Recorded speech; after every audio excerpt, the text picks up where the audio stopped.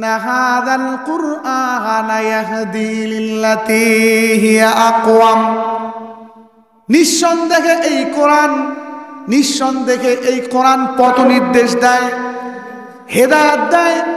কিরকম পথের হেদায়েত দেয়? আল্লাতী হিয়া আকওয়াম, যেই রাস্তাটা একদম সোজা সরাসরি জান্নাতের মধ্যে যাওয়া যায়। সুবহানাল্লাহ বিহামদিহি। সরাসরি খুব সহজে কোনো প্রকার বক্রতা ছাড়া জান্নাতের মধ্যে পৌঁছা যায়, এরকম দিক নির্দেশনা দেয় কোরআন। কথা বলেন, কে দেয়? কোরআন। কোরআন হেদায়েত দেয়। ইয়াহদি, কোরআন হেদায়েত দেয়। হেদায়েত দেবার মালিক কে? কথা বলেন, আল্লাহ।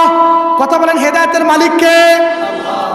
কিন্তু এই জায়গার মধ্যে কোরআন হেদায়েত দেয় কথাটার অর্থ কি?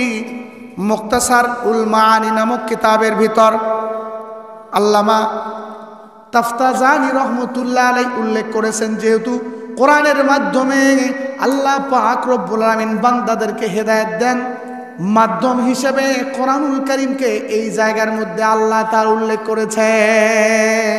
কি জন্য বলেছেন? কোরআন হেদায়েতের মাধ্যম। কথা বলেন, কোরআন কিসের মাধ্যম? হেদায়েতের মাধ্যম। আমরা কোরআন থেকে দূরে সরে যাচ্ছি, দিনের পর দিন কোরআন থেকে দূরে সরে যাচ্ছি। যতই কোরআন থেকে দূরে সরে যাচ্ছি, ততই আমরা অন্ধকারের মধ্যে নিমজ্জিত হচ্ছি। আমরা দিনের পর দিন ফিতনার মধ্যে জড়িয়ে পড়তেছি। এই ফিতনার মধ্যে জড়িয়ে পড়ার কারণে আমাদের ঈমান নিয়ে টানাটানি বেজে গেছে। কথা বলে ঠিক না বেঠিক?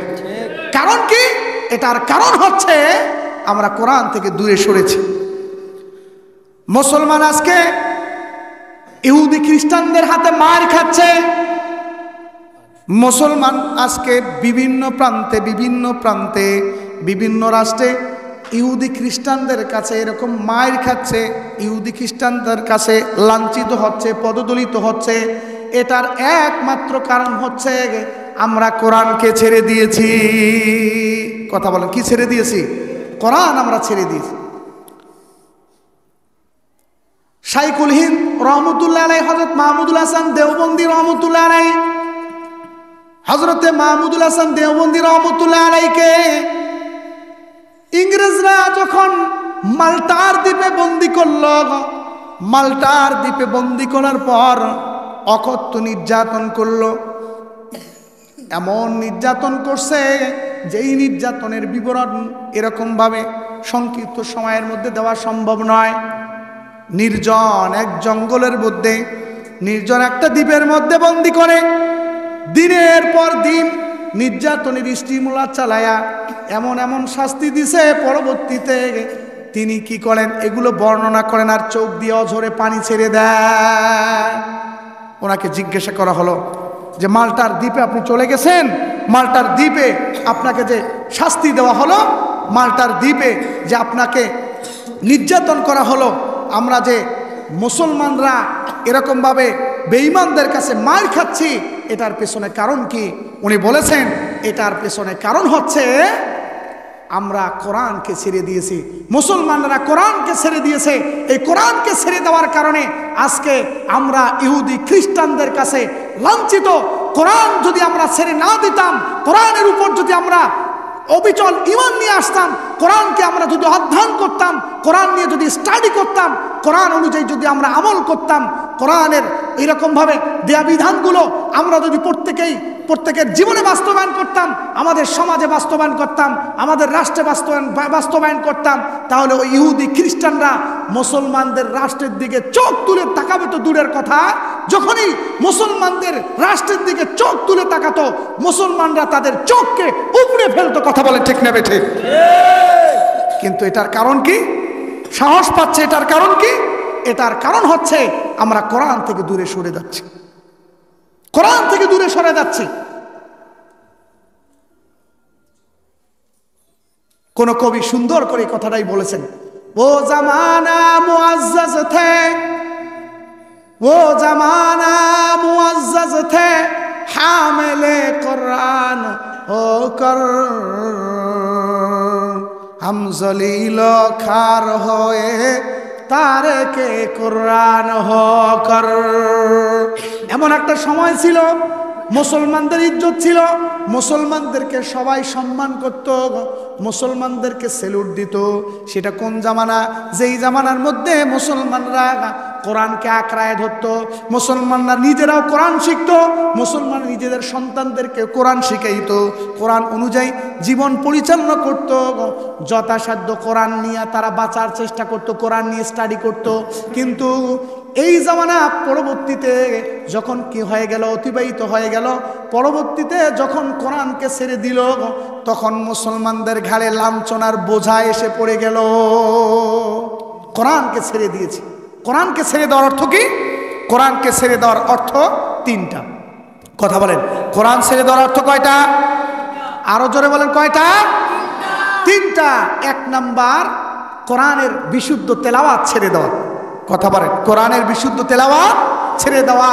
আমরা নিজেকে খাঁটি ইমানদার দাবি করি, আমরা অনেকে নামাজও পড়ি, কিন্তু যদি বলা হয় যে বিশুদ্ধভাবে আপনি সূরা ফাতিহাটা তেলাওয়াত করেন, বিশুদ্ধভাবে কোরআনুল কারীমের একটা তেলাওয়াত করে দেখান, সূরা ইখলাসটা পড়েন, অন্তত 10টা সূরা বিশুদ্ধভাবে তেলাওয়াত করে আপনি শোনান তো দেখি। আল্লাহ, আল্লাহু আকবার, আল্লাহ আমাদের তুমি মাফ করো। দেখা যায় যে অধিকাংশ সমাজের 90-95 মানুষের কোরআনের তেলাওয়াতের অবস্থা একদম করুণ। কথা বলেন, ঠিক নেবে? ঠিক। এই যে কোরআন যে আমার বিশুদ্ধভাবে তেলাওয়াত করতে হবে, এই দিকে আমার কোনো খেয়াল নাই। আমি তো কোরআন বিশুদ্ধভাবে তেলাওয়াত জানি না। আমার সন্তানকে যে বিশুদ্ধভাবে কোরআনুল কারীমের তেলাওয়াত শেখাতে হবে, আমার ছেলেটাকে বিশুদ্ধভাবে কোরআনুল কারীমের তেলাওয়াত শেখাইতে হবে, এই চিন্তাও আমার মাথার মধ্যে নাই। আমার মেয়েকে সুন্দরভাবে কোরআনুল কারীমের তেলাওয়াত শিখাতে হবে, বিশুদ্ধ তেলাওয়াত শিখাইতে হবে, এই চিন্তাও আমার মাথার মধ্যে নাই। আছে? নাই। আপনাদের এলাকার সকল মুসলমানের থাকলে থাকতে পারে, কিন্তু বাংলাদেশের অধিকাংশ গ্রাম অঞ্চলের মধ্যে গবেষণা করার পর দেখা যায় নিজের মেয়েটা বিশুদ্ধভাবে বাংলা পাঠ করতে পারে কিনা, ইংরেজি পড়তে পারে কিনা, ইংরেজির দুর্বলতা আছে কিনা, এই দুর্বলতাকে কাটিয়ে ওঠার জন্য প্রাইভেট প্রতিষ্ঠান বা প্রাইভেট দেওয়া হয়, টিচার রাখা হয়, কিন্তু কোরআনুল কারীম বিশুদ্ধভাবে তেলাওয়াত করতে পারে না। এই ব্যাপারে তার ওই অভিভাবকের মাথার মধ্যে কোনো টেনশন নাই। আছে না? নাই? কথা বলে ঠিক নেবে? ঠিক। আপনি নিজেও জাহান্নামের আগুন থেকে বাঁচলেন না, আপনার সন্তান, আপনার ছেলে, আপনার মেয়েকে কোরআনের শিক্ষা দিলেন না।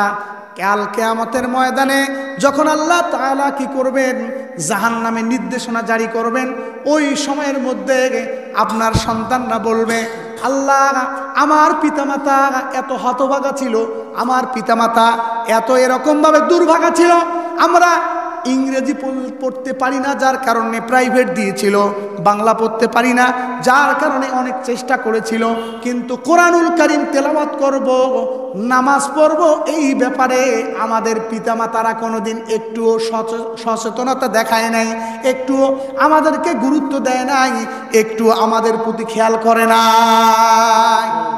এইভাবে বল, আপনার জিম্মাদারি আছে, আমাদের জিম্মাদারি আছে, আমরা যারা অভিভাবক তাদেরকে খেয়াল করতে হবে।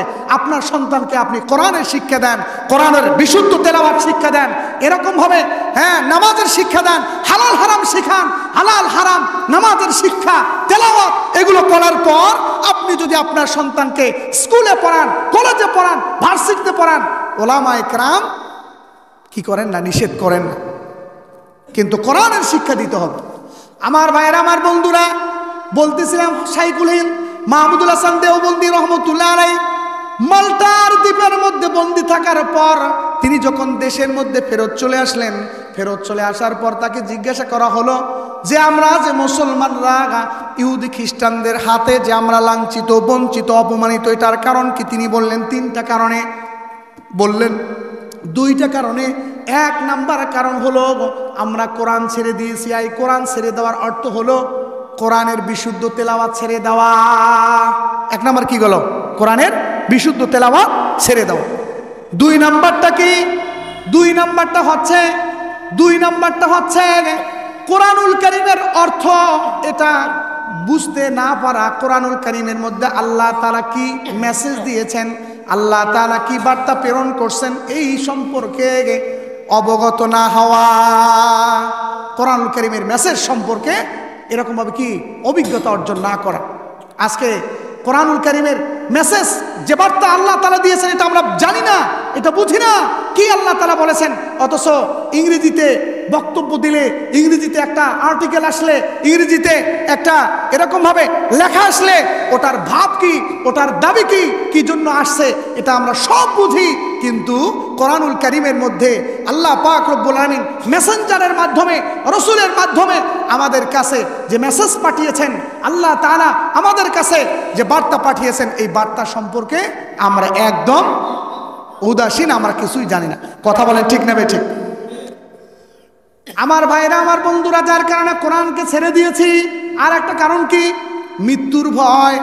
মৃত্যুর ভয় আমাদেরকে এমনভাবে ধরে বসছে, দুনিয়ার মহব্বত আমাদেরকে এমনভাবে ধরে বসছে, যার কারণে আমরা মুসলমানরা ইহুদি খ্রিস্টানদের কাছে মার খাচ্ছি।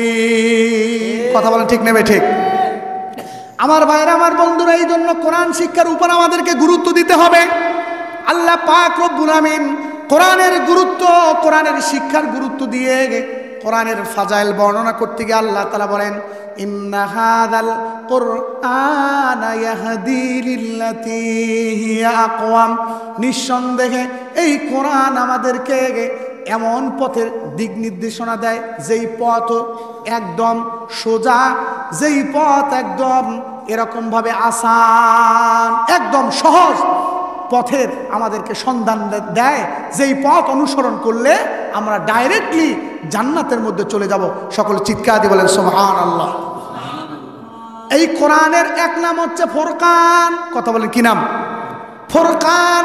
ফুরকান শব্দের অর্থ হচ্ছে হক ও বাতিলের মাঝে পার্থক্য দান করে দেয়। যেই ব্যক্তি কোরআনুল কারীমের জ্ঞান অর্জন করবে, যেই ব্যক্তি কোরআনুল কারীমের শিক্ষা অর্জন করবে, যেই ব্যক্তি কোরআনুল কারীম থেকে নিয়ে এরকমভাবে ভালোভাবে তেলাওয়াত শিখবে, কোরআনুল কারীমের অর্থ বুঝবে, যে ব্যক্তি কোরআনকে নিয়ে জীবন গঠন করার চেষ্টা করবে, আল্লাহ পাক রব্বুল আমিন তাকে ফুরকান নামক দৌলত দান করবেন। ওই ফুরকানের মাধ্যমে কোনটা হক আর কোনটা না হক এটা পার্থক্য করতে পারবে। সকল চিৎকার দিয়ে বলেন সুবহানাল্লাহ। হক না হক পার্থক্য করতে পারবে, কোনটা হক আর কোনটা না হক, কোনটা বাতিল আর কোনটা হক, কোনটা সঠিক আর কোনটা বেঠিক, কোনটা অনুসরণ করা যাবে আর কোনটা অনুসরণ করা যাবে না, এই শিক্ষা কোরআনুল কারীমের মধ্যে আল্লাহ তাবারক তাআলা দিয়েছেন। যে ব্যক্তি কোরআনুল কারীম পড়বে, কোরআনুল কারীম শিখবে, কোরআনুল কারীম মুতালা করবে, অধ্যয়ন করবে, তো আল্লাহ পাক রব্বুল আমিন এই ফুরকান নামক দৌলত ওই ব্যক্তিকে দান করবে। সুবহানাল্লাহ। ফুরকান এমন এক দৌলত, এমন এক নিয়ামত, এটা যদি কোনো ব্যক্তি অর্জন করতে পারছে, সমাজের মধ্যে আজকে কত ফিতনা, সমাজের মধ্যে মানুষ ফিতনায় জর্জরিত, এই ফিতনার থেকে বাঁচার মাধ্যম হচ্ছে কোরআন এবং সুন্নাহ। কথা বলেন কি? কোরআন এবং সুন্নাহ।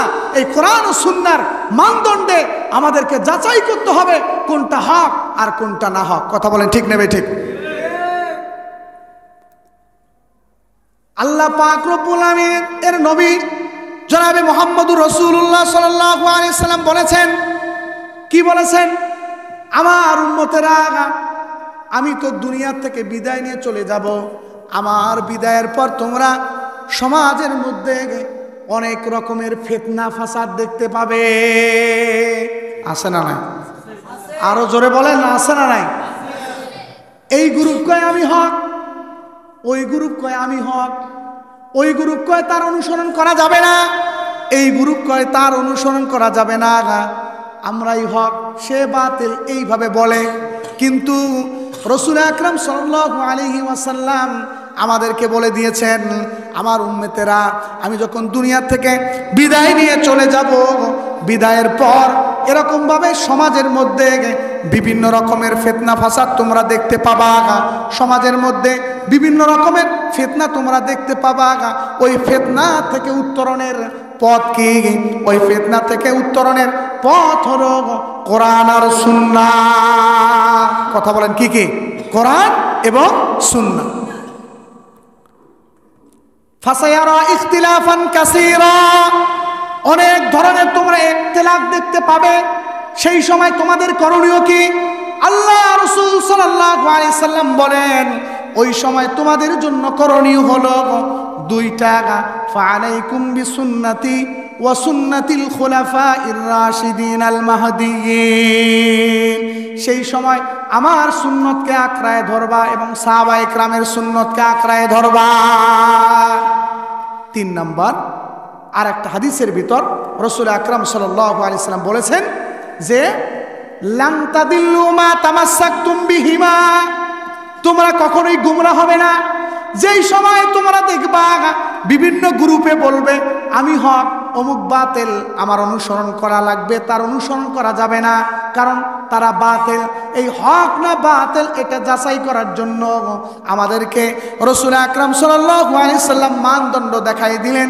2টা মানদণ্ডের কথাই হাদিসের ভিতর বললেন, লান তাদিল্লু মা তামাসসাকতুম বিহিমা কিতাবাল্লাহ ওয়া সুন্নাত নাবিয়্যিহি। যখন এরকম ইখতিলাফ দেখতে পাবা, গুমরাহির সরাসরি হবে, সেই সময় তোমরা 2টা জিনিসকে আঁকড়ায় ধরবা। একটার নাম হলো কোরআন, অপরটার নাম হলো সুন্নাহ। আর এক হাদিস শরীফের ভিতর আসছে রাসূল আকরাম সাল্লাল্লাহু আলাইহি সাল্লাম বলছেন যে আমার উম্মতেরা আমার মৃত্যুবরণ করার পর, দুনিয়া থেকে বিদায় নেবার পর অনেকগুলো দল তোমরা দেখতে পাবা, অনেক ফিতনা দেখতে পাবা। ওই সময় তোমাদের জন্য করণীয় কি? ওই সময় তোমরা দেখবা অনেকগুলো দল আছে, সবগুলো দল জাহান্নামে যাবে, শুধু একটা দল জান্নাতের মধ্যে যাবে, সেই দলটার তোমরা অনুসরণ করবা। ইলা ইয়া রাসূলুল্লাহ, ইলা ইয়া রাসূলুল্লাহ, মানহুম, তারা কারা যাদের অনুসরণ করা লাগবে? ওই সময় রাসূল আকরাম সাল্লাল্লাহু আলাইহি সাল্লাম বললেন, মা আনা আলাইহি ওয়া আসহাবিহি, আমি এবং আমার সাহাবায়ে কেরামকে যে অনুসরণ করবে তারাই নাজাত প্রাপ্ত দল। সকলে চিৎকার দিয়ে বলেন সুবহানাল্লাহ। তাহলে আমরা এখানে দলিল পেয়ে গেলাম, হক এবং না হক এটা যাচাই করার জন্য পার্থক্য করব যে আমরা কিসের মাধ্যমে? কোরআন, সুন্নাহ এবং ইজমায়ে সাহাবার মাধ্যমে। কথা বলেন কয়টা জিনিস দিয়া? কোরআন, সুন্নাহ, ইজমা, কিয়াস। এটা হলো শরীয়তের দলিল। ইজমা, কিয়াস কোরআন সুন্নাহর ভিতরেই রয়েছে, সংক্ষিপ্ত আকারে বলা হয় কোরআন এবং সুন্নাহ। কথা বলেন কি বলা হয়? কোরআন এবং সুন্নাহ। এই কোরআন এবং সুন্নাহর আলোকে প্রত্যেকটা জিনিসকে আমাদের যাচাই করতে হবে। কোরআন ও সুন্নায় যদি হক বলে তাহলে হক, কোরআন ও সুন্নায় যদি না হক বলে, এরকম ভাবে গোমরা বলে, পথভ্রষ্ট বলে, তাহলে সেটা পথভ্রষ্ট। আর সে যেই কেউ হোক না কেন, যত বড় আল্লামা হোক না কেন, যে কেউ বলুক না কেন, কোরআন ও সুন্নাহর বিপক্ষে যদি যায় তার অনুসরণ করা যাবে। আরো জোরে বলেন, কোরআন ও সুন্নাহর বিপক্ষে গেলে তার অনুসরণ করা যাবে না। কোরআন ও সুন্নাহ দিয়ে মাপতে হবে। এইবার আপনি প্রশ্ন করতে পারেন, হুজুর আমরা তো মূর্খ মানুষ, আমরা তো জাহেল মানুষ, আমরা তো কোরআন ও সুন্নাহর জ্ঞান রাখি না, তাহলে কোনটা হক আর কোনটা না হক আমরা বুঝবো কিভাবে? এই ব্যাপারে আল্লাহ তাআলা আপনার প্রশ্নের জবাবে কোরআনুল কারীমের মধ্যে বলেছেন, ফাসআলু আহলাজ যিকরি ইন কুনতুম লা তা'লামুন। তোমরা যদি না জানো তাহলে জেনে নাও। কার কাছ থেকে? আহলাজ যিকির, তার মানে কোরআনওয়ালার থেকে। কথা বলেন কার থেকে? না জানলে জেনে নেবে কোরআনওয়ালার থেকে, আলেম থেকে, বিজ্ঞ আলেম থেকে তোমরা জেনে নিবে। কথা বলেন, না জানলে জানতে হবে কার কাছে? প্রফেসরের কাছে নয়, মাস্টারের কাছে নয়, ডাক্তারের কাছে নয়, ইঞ্জিনিয়ারের কাছে নয়। মাসআলা জানা থাকে, শরীয়তের বিধিবিধান সম্পর্কে যদি আমি না জানি তাহলে আমাকে জেনে নিতে হবে কোরআন ও সুন্নাহর জ্ঞান যে রাখে তার কাছ থেকে, আলেম থেকে জিজ্ঞাসা করতে হবে, আমির সাহেব থেকে নয়। কথা বলেন কার থেকে? বিজ্ঞ আলেমের কাছ থেকে জানতে হবে। আমির সাহেবের কাছ থেকে, ইঞ্জিনিয়ার সাহেবের কাছ থেকে, প্রফেসরের কাছ থেকে, ডাক্তারের কাছ থেকে না। আমি যেটা জানি না, দ্বীনি বিষয় যদি হয় সেটা আমাকে জিজ্ঞাসা করতে হবে আলেম থেকে, দ্বীনের ধারক বাহক, এরকম ভাবে উলামায়ে কেরাম ওয়ারাসাতুল আম্বিয়া যারা আছে তাদের কাছ থেকে জানতে হবে। আমার ভাইরা, আমার বন্ধুরা, এই জন্য কোরআনকে কি বলা হয়? ফুরকান বলা হয়। কারণ কি? এই কোরআনের মাধ্যমে কোনটা হক আর কোনটা না হক যাচাই করার এরকম ভাবে মানদণ্ড হিসেবে আল্লাহ তাআলা ব্যাখ্যা দিয়েছেন। এখন যদি আমি কি না করি, কোরআনের জ্ঞান না রাখি, তাহলে আমি হক এবং না হক যাচাই করতে পারবো না। এবং এমন এক লোকের কাছে জিজ্ঞাসা করলাম যে কোরআনের জ্ঞান রাখে না, তার কাছে জিজ্ঞাসা করিয়া সে নিজেও গোমরাহ, আমিও গোমরাহ হয়ে যাব। কথা বলেন ঠিক নেবে? ঠিক। আমার ভাইয়েরা, আমার বন্ধুরা, বলতেছিলাম কোরআনের এক নাম হচ্ছে ফুরকান। কোরআনের অনেকগুলো নাম রয়েছে। এই কোরআনেরকে আমাদের স্টাডি করতে হবে, কোরআন নিয়ে গবেষণা করতে হবে, কোরআন নিয়ে পড়াশোনা করতে হবে, অথবা কোরআন ওয়ালাদের সহবতে থাকতে হবে, কোরআন ওয়ালাদের সঙ্গে উঠা বসা করতে হবে। তবেই আমাকেও আল্লাহ পাক রব্বুল আমিন ফুরকান নামক দৌলত দান করবে। কথা বলেন, কি নামক দৌলত? ফুরকান নামক দৌলত দান করবে। আমার ভাইরা, আমার বন্ধুরা, যারা কোরআন কি করে, কোরআন অনুযায়ী জীবনকে পরিচালনা করে, আল্লাহ তাআলা তাদের সম্পর্কে বলছেন, ওয়ায়ুবাশশিরুনাল মুমিনিনাল্লাযীনা ইয়ামালুনাস সালিহাতি আন্না লাহুম আজরান কাবীরা। আল্লাহু আকবার বলেন। এই কোরআন কিসের সুসংবাদ দেয়? মুমিনদেরকে সুসংবাদ দেয়। কথা বলেন, কাদেরকে? কোরআন মুমিনদেরকে সুসংবাদ দেয়। কোন সমস্ত মুমিনদেরকে? আল্লাযীনা ইয়ামালুনাস সালিহাতি, ওই সমস্ত মুমিনদেরকে যারা নেক আমল করে, তাদের জন্য আল্লাহ পাক রব্বুল আমিন অগণিত পুরস্কার তার জন্য বাজেট করে রেখেছেন। সকলে চিৎকার দিয়ে বলেন সুবহানাল্লাহ। কোরআন আমাদেরকে হক ও বাতিলের পার্থক্য শেখায়। কোরআন আমাদেরকে কোনটা সঠিক কোনটা বেঠিক এটা শেখায়। কোরআন আমাদেরকে এই সুসংবাদ দেয়, ওয়ায়ুবাশশিরুল মুমিনিনাল্লাযীনা ইয়ামালুনাস সালিহাত, যারা নেক আমল করে তাদেরকে সুসংবাদ দেয়। সকলে চিৎকার দিয়ে বলেন সুবহানাল্লাহ। যার কারণে শয়তানরা এটা চায় না যে আপনি কোরআন শেখেন। কথা বলেন, কি চায় না? শয়তান, মানবরূপী শয়তান, জিন শয়তান এবং ইনসান শয়তান, উভয় শয়তান মিলিয়া এরকম ভাবে পরামর্শ করে, আপনার দিলের মধ্যে কুমন্ত্রণা দেয়।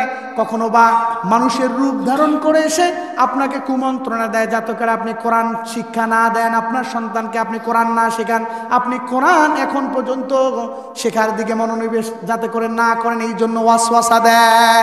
কথা বলেন, কি দেয়? ওয়াসওয়াসা, কুমন্ত্রণা দেয়। আমাদের আদি পিতা হযরত আদম আলাইহিস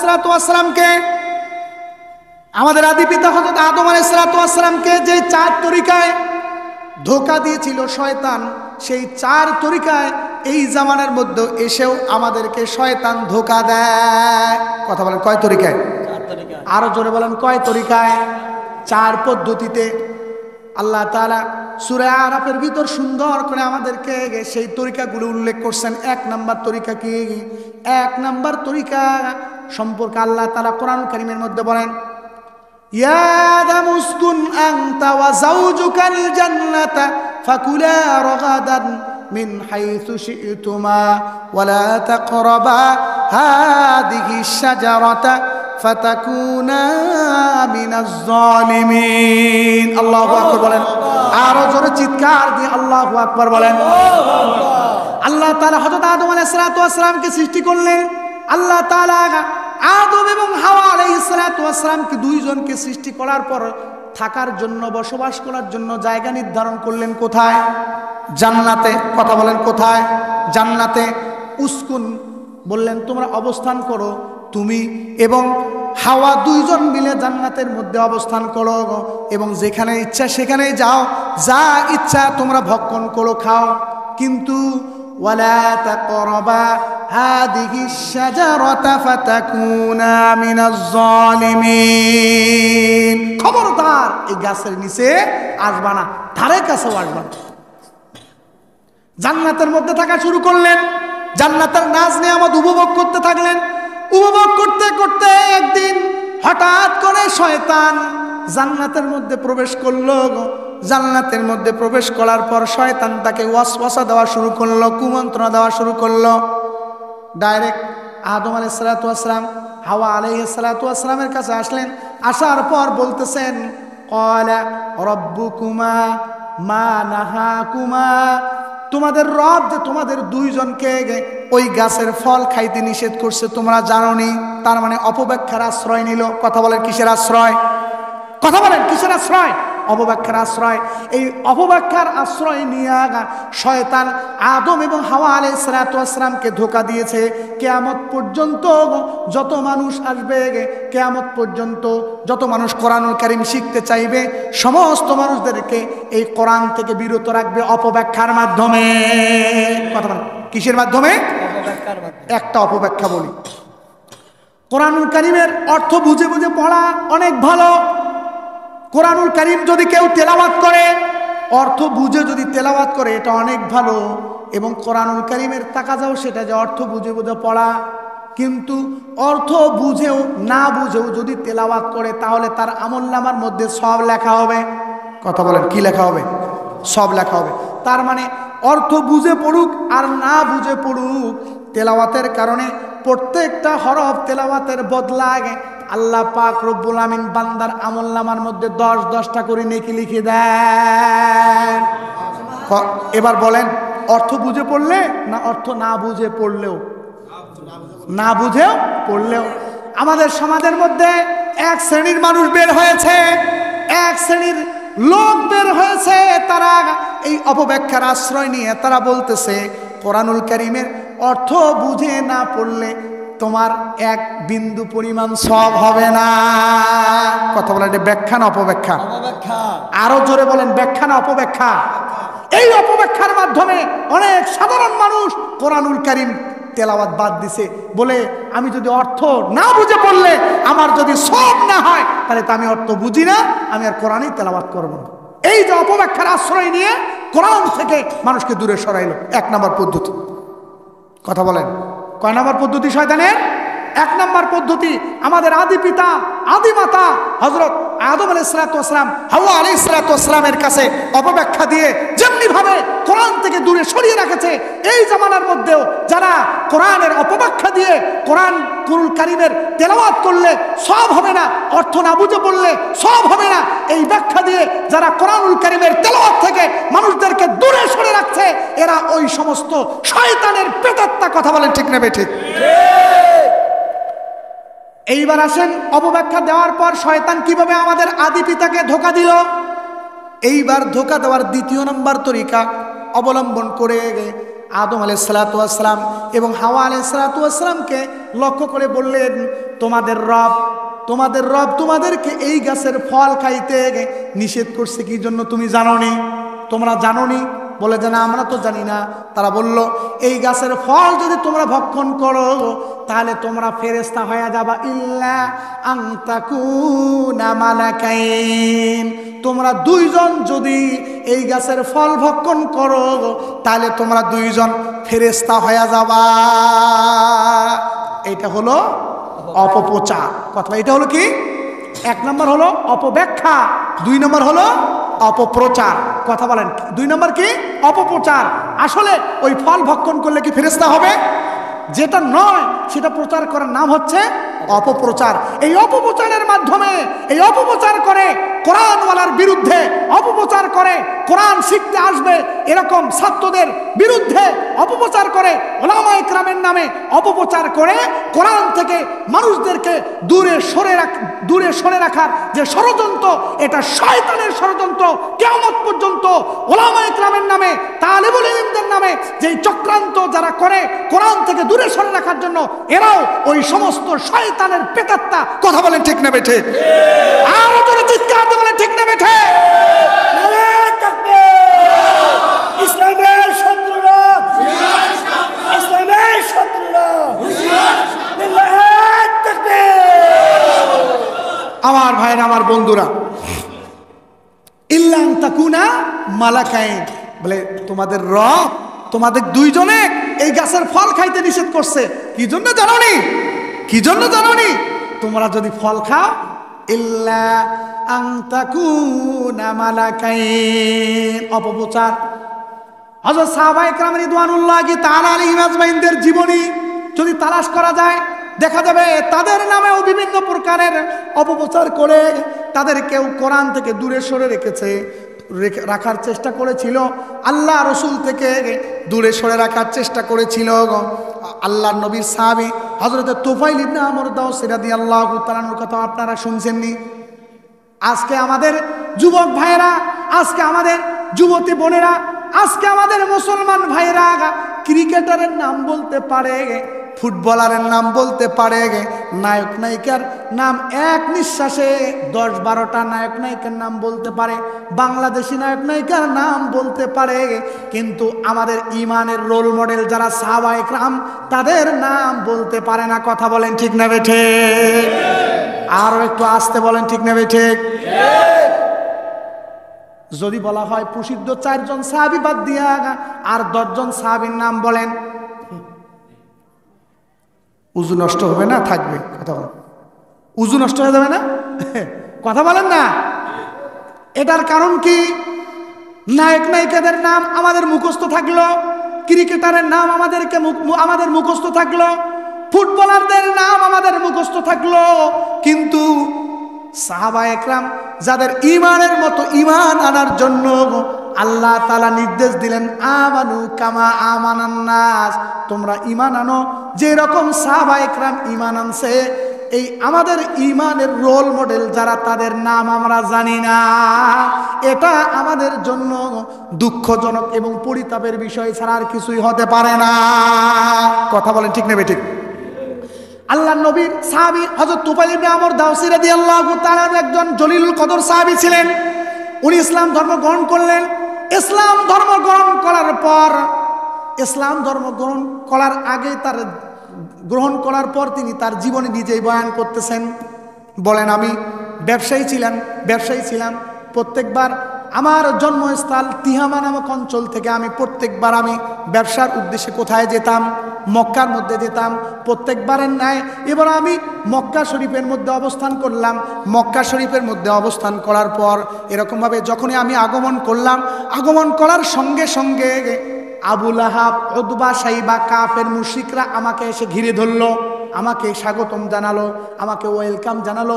ওয়েলকাম জানিয়ে সুন্দর একটা কামরার মধ্যে, মেহমানখানার মধ্যে আমার মেহমানদারির জন্য তারা ব্যবস্থা করলো। তুফাইল ইবনে আমর দাওসী রাদিয়াল্লাহু তাআলা বলেন, আমি তো এর আগেও অনেকবার ব্যবসা বাণিজ্যের উদ্দেশ্যে মক্কার মধ্যে এসেছিলাম, মদিনার মধ্যে এসেছিলাম, কিন্তু এইবার আবু লাহাব, উতবা, শাইবা, কোরআনের শত্রুরা আমাকে যে সম্মানটা করলো, এর আগে তো এরকম সম্মান করে নাই। উনি বলেন, আমাকে খুব সুন্দরভাবে স্বাগতম জানিয়ে সুন্দর একটা মেহমানখানার মধ্যে বসানো হলো। বসানোর পর আমাকে রসুলের নামে বিভিন্ন রকমের বদনাম গাওয়া হলো, রসুলের নামে সমালোচনা করা হলো, এবং এমন কথা বলা হলো যাতে করে আমি রসুলের কথা না শুনি। আজকের এই জামানার মধ্যেও দেখবেন ওলামা ইকরামের নামে এমন অপপ্রচার চালা হয়। কি জন্য চালানো হয়?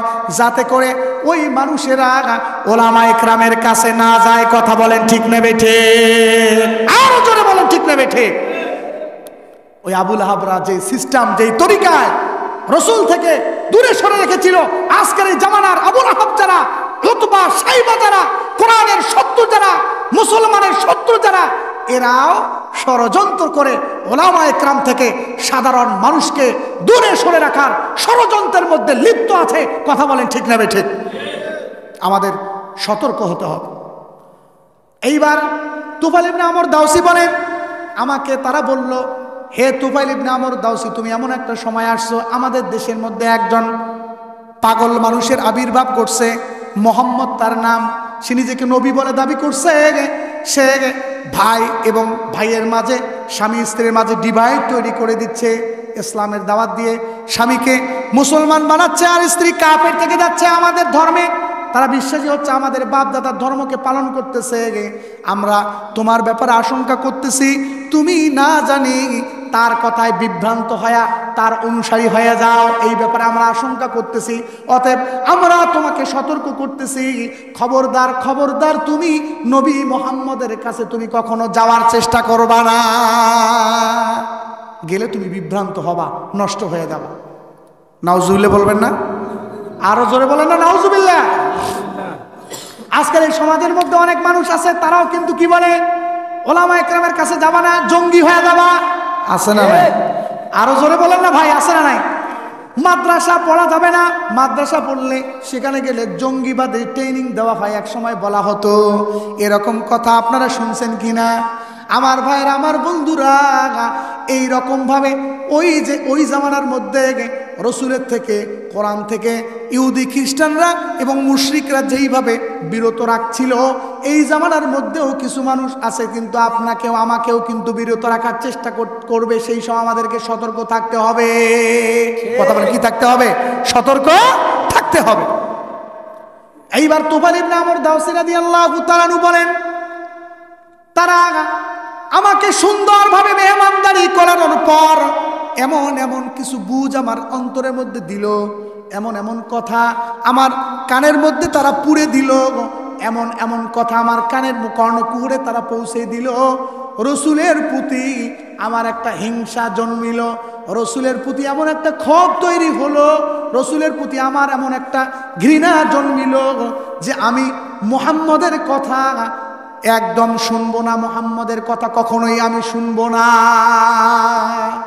এই জামানার মধ্যেও আলেম ওলামার নামে, এই জামানার মধ্যেও ওলামা ইকরামের নামে, এই জামানার মধ্যেও কোরআনওয়ালার নামে, কোরআন প্রেমিকদের নামে, তালিবুল ইলমদের নামে এমন এমন কথা আমার আপনার কানের মধ্যে ভরিয়ে দেওয়া হয়, যাতে করে আমরা নিজেরাও কোরআনের ছাত্র না হই, যাতে করে আমরা ওই কোরআন ওয়ালাদের পাশে না যাই, যার কারণে কোরআন ওয়ালাদের ব্যাপারে এমন এমন কথা আমাদের কানের মধ্যেও হয়তো সমাজের মধ্যে কিছু মানুষ দেবার চেষ্টা করবে। সেই সময় আমাদেরকে সতর্ক থাকতে হবে। কথা বলে কি থাকতে হবে? সতর্ক থাকতে। আমার ভাইয়েরা, আমার বন্ধুরা, এইবার তুফাইল ইবনে আমর দাওসী রাদিয়াল্লাহু তাআলা আনহু বলেন, ইসলাম ধর্ম গ্রহণ করার পর তিনি বলতেছেন, আমি কানের মধ্যে এমনভাবে তুলা দিয়া নিলাম যাতে করে ওই মক্কা শরীফে আমি তওয়াফ করার জন্য গেলাম। আগেকার জামানায় মুশরিকরাও, জামানায় জাহেলিয়াতের মধ্যে মুশরিকরাও কাবা শরীফ কি করত? তওয়াফ করত। তো উনি ইসলাম ধর্ম গ্রহণ করেনই, না করে কোথায় যাবেন? বাইতুল্লাহ শরীফে তওয়াফ করার জন্য যাবেন। রাসূল আকরাম সাল্লাল্লাহু আলাইহি ওয়াসাল্লাম তো বাইতুল্লাহ শরীফে থাকবেন। উনি জানেন মুহাম্মদুর রাসূলুল্লাহ বাইতুল্লাহ শরীফে সব সময় নামাজ পড়েন, সেই সব সময় সেখানেই থাকেন। এখন আমি যদি যাই, আমি যাওয়ার পর যদি মুহাম্মদের এরকমভাবে কাছে চলে যাই, মুহাম্মদের কথা তো শোনার আমার কোনো ইচ্ছা নাই, না থাকা সত্ত্বেও যদি তার একটা কথা আমার কানের মধ্যে চলে আসে, এটা তো অনেক ধরনের খারাপ হয়ে যাবে। এই কথাটা যাতে আমার কানের মধ্যে না আসে, যার কারণে আমি আমার কানের মধ্যে ভালোভাবে তুলা দিয়ে নিলাম। কথা বলেন কি দিয়ে নিছে? তুলে দিয়ে নিছে। কি জন্য নিছে? যাতে করে মুহাম্মদের কথার আওয়াজ দিল পর্যন্ত না আসে। আমার ভাইরা, আমার বন্ধুরা, সর্বশেষ হযরত তুফাইল ইবনে আমর দাওসী রাদিয়াল্লাহু তাআলা আনহু বাইতুল্লাহ শরীফের মধ্যে যখন গেলেন, রাসূলুল্লাহ সাল্লাল্লাহু আলাইহি ওয়াসাল্লামের নামাজ পড়ার দৃশ্য দেখলেন। নামাজের এই দৃশ্য দেখার পর তার দিলের মধ্যে রেখাপাত করলো। কথা না শোনা সত্ত্বেও একটা কথার আওয়াজ তার দিলের মধ্যে চলে আসলো। তার ওই কথাটা কান দিয়ে প্রবেশ করে তার দিলের মধ্যে রেখাপাত করলো এবং বলল, আরে তোমার মা নিপাত যাক, তোমার মা এরকম ভাবে ক্রন্দন করুক। তুফাইল ইবনে আমর দাওসী, তুমি তো একজন শিক্ষিত মানুষ, তুমি তো একজন এরকম ভাবে কবি এবং সাহিত্যিক মানুষ, কোনটা হক আর কোনটা না হক, কোনটা সত্য আর কোনটা মিথ্যা, কোনটা অনুসরণ করা যাবে আর কোনটা অনুসরণ করা যাবে না, এটা তুমি পরে বাদ বিচার করবা।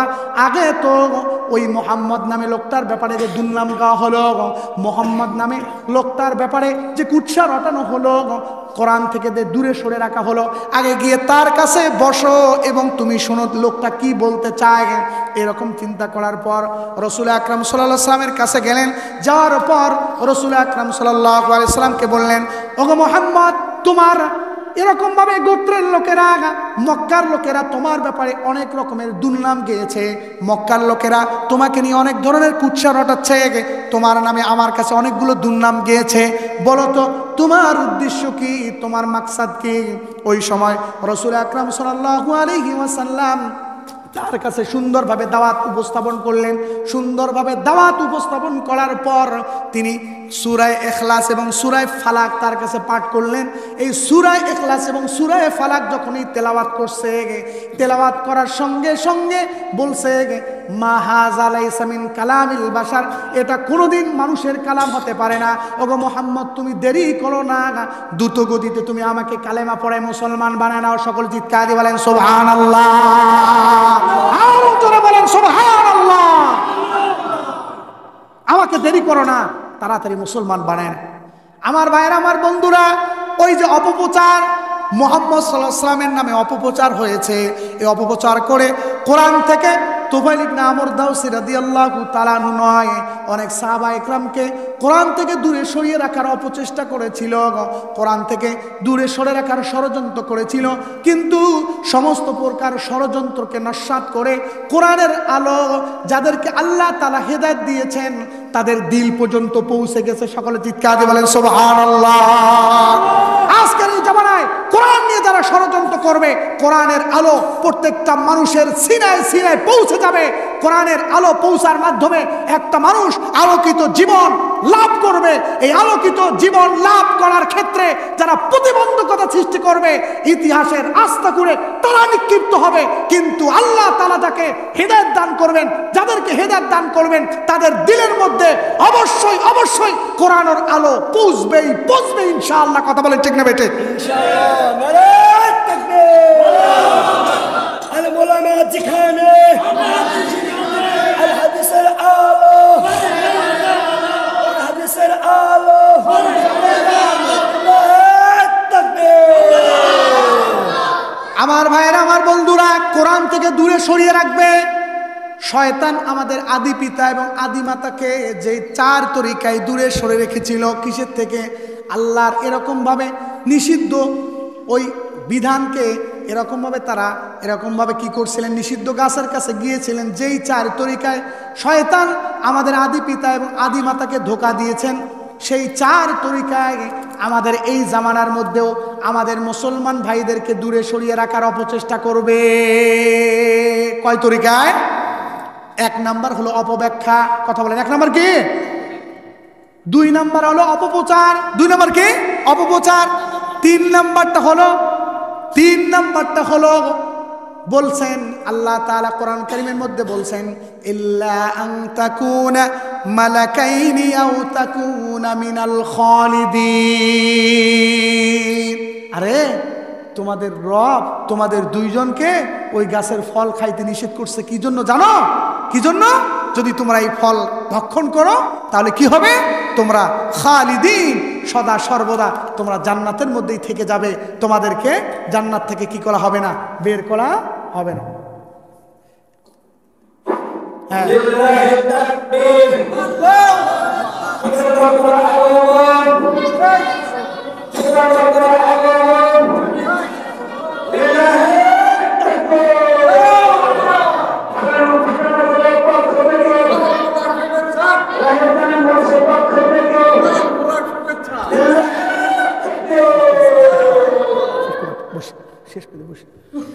প্রধান মেহমান চলে আসছে, সংক্ষেপে আমি আমার কথাটা শেষ করে দিচ্ছি। মুআজ্জাজ হাজিরিন, তো বলতেছিলাম যে কি করবে? অপপ্রচার করবে। এক নম্বর হলো অপব্যাখ্যা, দুই নম্বর হলো অপপ্রচার, তিন নম্বরটা হলো লোভ। তিন নম্বর কি? লোভ দেখাবে। এই লোভ দেখানোর মাধ্যমে কোরআন থেকে মানুষকে দূরে সরিয়ে রাখার ষড়যন্ত্র শয়তান করেছে।